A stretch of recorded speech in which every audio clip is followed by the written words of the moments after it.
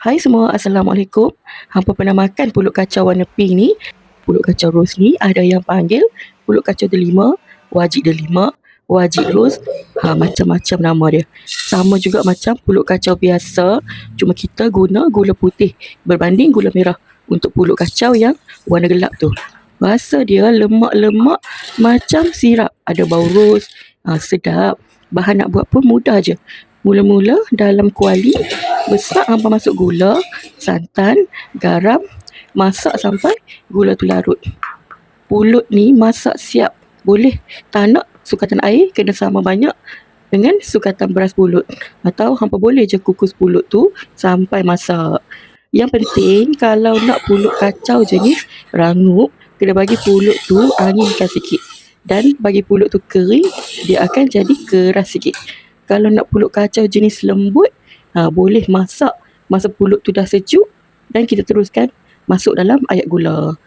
Kali ni saya nak buat jenis lembut sebab kita tak nak pulut ni keras. Kita nak buat bentuk untuk gubahan pengantin. Okey, kita masuk perisa ros warna merah sikit je dan kacau sampai gula tu mendidih macam ni. Nampak naik buak-buak tu, baru masuk pulut.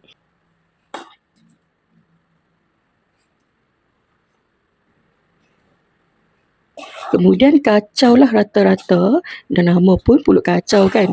Sampailah betul kering. Dan orang kata gulanya tu bila angkat senduk, dia nampak bertali-tali.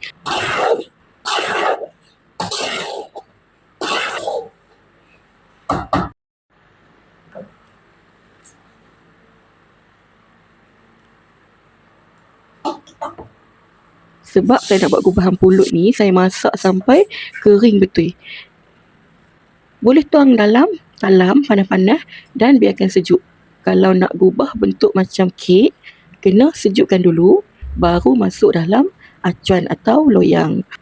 Loyang atau acuan tu kita boleh sapu dengan sedikit minyak untuk mengelakkan kita punya pulut akan melekat.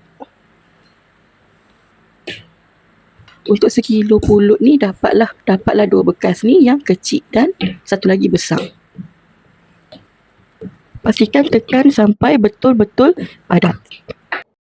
Kalau tak padat nanti takut dia pecah pula bila kita keluarkan daripada acuan nanti. Gula tiang untuk stack kek ni yang kita boleh beli dekat kedai baking. Kemudian kita hiaslah, nak letak bunga atau fresh flower. Ni saya letak bunga ros kering yang orang buat rosti tu. Kita akan buat stack macam ni, letak tiang dekat tengah tu. Lepas tu sesuailah untuk buat potong pulut pengantin. Nampak lain dari yang lain kan?